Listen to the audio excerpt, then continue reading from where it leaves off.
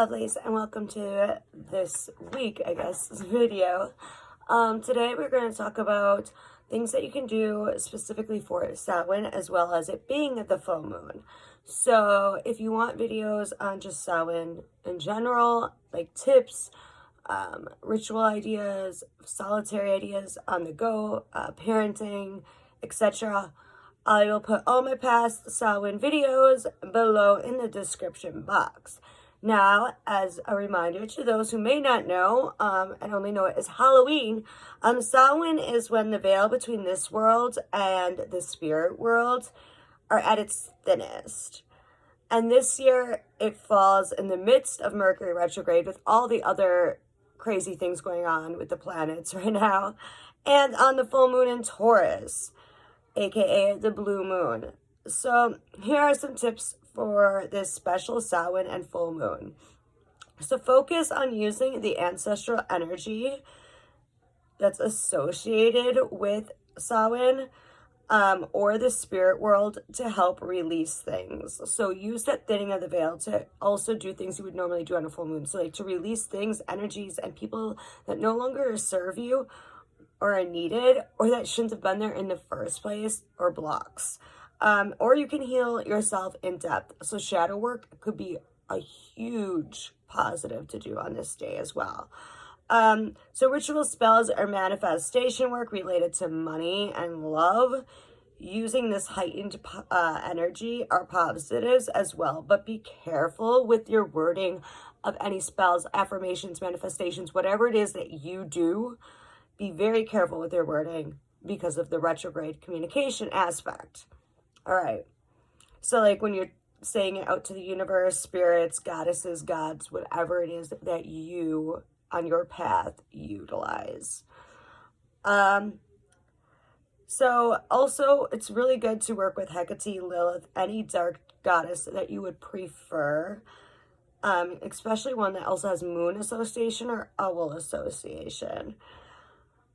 You can also do a couple other things while you do your actual Samhain ritual, or if you choose to do just a full moon ritual, such as make moon water and charge crystals. So the moon water, if you don't have a way that you normally make moon water, I'll put a link below as well. That is one person's way of doing it. Just to give you an idea, you don't necessarily have to do it that way. And you can also always just go to a natural stream, river, ocean, lake, etc. Any natural body of water that the next day, and grab some. And you can freeze it too in small increments, so then you can make it last longer throughout the moon cycle. Okay. So on November 1st, take your charged crystals and put them into the moon water or the natural body of water that you may be near, and you can rinse them as well. So if you haven't charged crystals and you're a complete newbie, or you've never really been one that used crystals much, just put them out where they'd be getting the most light from the full moon, from your location. All right, so then another idea is a ritual moon bath. So this is something that people do ritual baths. Some do them before any ritual. Some do them just on the full moon. Some do them on the full moon, the new moon, and all the Sabbats. They do them whenever they so choose. But you can do a ritual moon bath, or in a warmer area. If you live not where I live, Wisconsin, you can go into a natural body of water that is getting charged by the full moon energy, and connect to nature and the spirits around you, and release again what no longer serves you or is needed for the upcoming year. Because as many of you may know, Samhain is also known as the Witch's New Year. So release that shit and put out what you want, what you desire, and empower yourself during this heightened energy. So when you're doing that, visualize. This is a really good day to be visualizing because it is Samhain. visualize, connect, use any type of divination, any type of psychic abilities that you may be able to tap into while doing this ritual moon bath, whether it's in your tub or out in actual nature. If it is out in actual nature, or your bathroom has a window and you can get the moonlight in it, to really take in and soak up that moon energy too. The other thing, owl energy I mentioned. So owl energy is really big for this season. If you do work with folks like Lilith, there's already an owl connection there, but owls are about, intuition and wisdom, especially that of the magical spiritual realm. And with it being Samhain and the full moon, this is a really good time to really connect to owl energy.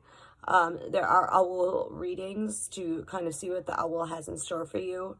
And you can do this intuitively, however you feel comfortable. So you can take your deck and connect to owl energy, and then ask the owl energy whatever questions you want, like, where am I right now? What do I need to work on? Etc.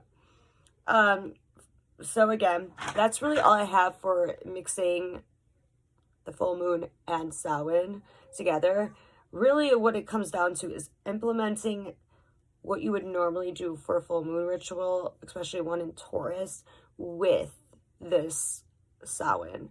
And with Taurus being an earth sign, working on that grounding and working on like your root chakra and doing money work is really important. And anything like love, things that you want into your life that for stability, whether it be emotional stability, financial stability, etc., is great.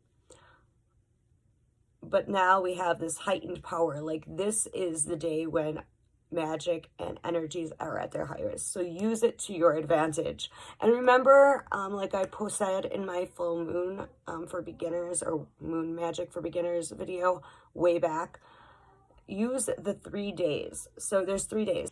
So if you want to do a purely Samhain ritual on the 31st, you can. And you can still do a full moon ritual the day before or the day after.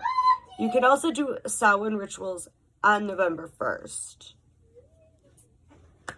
But, and that's more talked about in my first original Samhain video. So check that out. So again, links will be below. I love you all, and see you next time, and have a happy Samhain and happy full moon.